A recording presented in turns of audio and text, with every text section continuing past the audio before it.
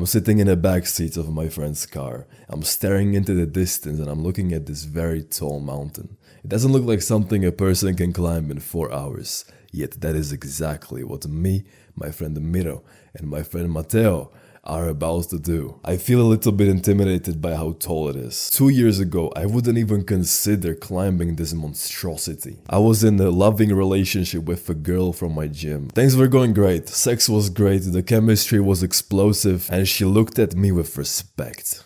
Until I gave up. I gave up on my goals and she felt it. Suddenly she did not have the same respect for me. The spark of the sex was dying and one day she called me with these words I still remember to this day. I think we need to talk. I knew that this is over. But somehow I dragged this relationship for 5 more months until I got cheated on. All because I gave up. But right now I'm looking at this mountain and I feel the same thing. I feel like I wanna give up already. Matteo is the passenger princess and he turns to me and the excitement in his eyes reminds me that this is also the first hike in my life. Miro parks the car right below the start of the trail, but now I feel the weight of my backpack and how heavy it is. For some reason I thought it was a good idea to pack 3 big water bottles. Looking at my backpack filled with water, I remember the reason why I did this. I want to climb this mountain without eating any food, and the first food of my day will be on the top while I'm enjoying the view. Thinking back on how tall this mountain looked from the car, I realized that this is not the brightest idea. So we start walking the trail and it's going great. We are laughing, we are making jokes, we are taking pictures, we are enjoying the views we see, but they are constantly changing the higher we climb and it's very beautiful. About halfway through the hike, we are walking this steep hill and just behind the trees we can see a mountain hut where they serve food and water. And so I look at my friends and without a word, we agreed to take a break here. At this point I'm covered in sweat.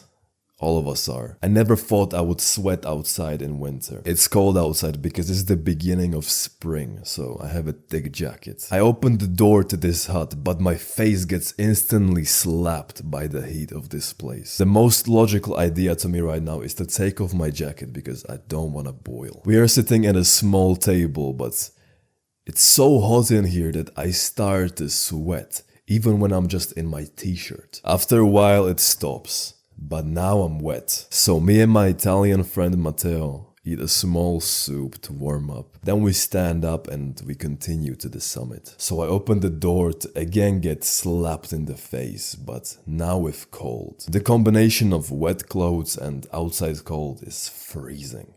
I'm freezing at this point right now and I just walked out of the hut. I step outside, but now things are alarming. The beautiful clear sky is now replaced with clouds and it's windy.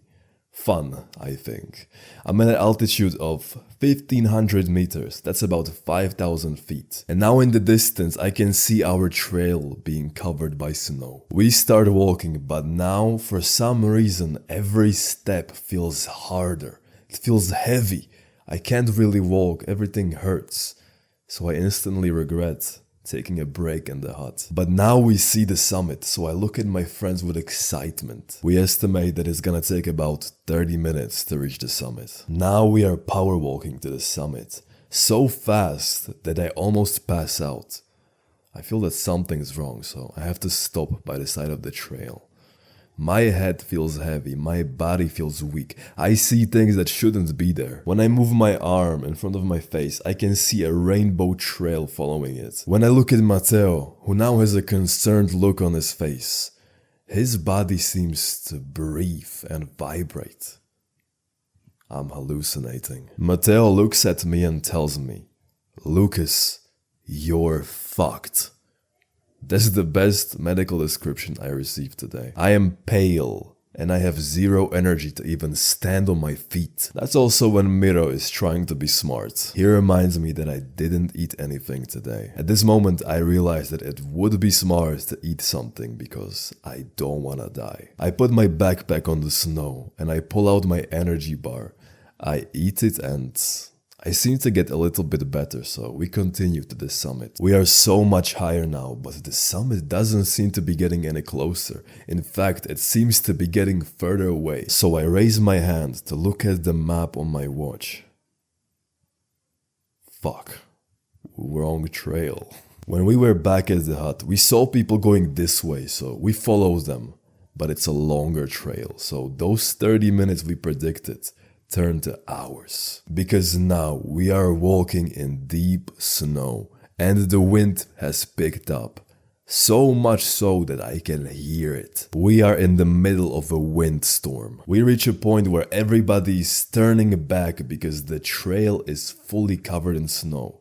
And that means we can't see where we should go. The conditions are almost impossible to handle. Every normal human being gives up in here, but we don't. We go anyways. And suddenly it feels like we are the only people in the world. There is absolutely nobody up here. Not a soul. Only me, Miro and Matteo walking in snow so deep that is now up to our waist. We have no idea where the original trail is. So we say fuck this. We are going straight across the hills to the summit because we can still see it now. The original trail was zigzaggy. But we go in a straight line to the summit. The wind is so strong and the snow is so deep that we have to take a break every 5 steps. I wish I was exaggerating. We're about 50 meters from the summit. Every step feels like hell. The freezing wind is in my face. Miro and Matteo going through the same struggle. We can barely walk. The snow is touching my waist. I've never seen snow this deep. I am exhausted. I look at my watch to look at how much time has passed since I last looked. It's been 5 minutes. I swear it felt like hours. But now we are at the summit. It's very beautiful. We can see the hard work we put in and we can even see the snow trail that we made with our feet. But there is absolutely nobody up here. It's just me, Miro and Matteo. It feels kinda lonely. The wind is still going nuts and it's the strongest up here. But now my nose is starting to freeze. In that exact moment, I understand the situation. The mountain peak I'm looking at symbolizes my goals. To achieve them, I cannot give in. Never. I might see other people turning around when it starts to get hard.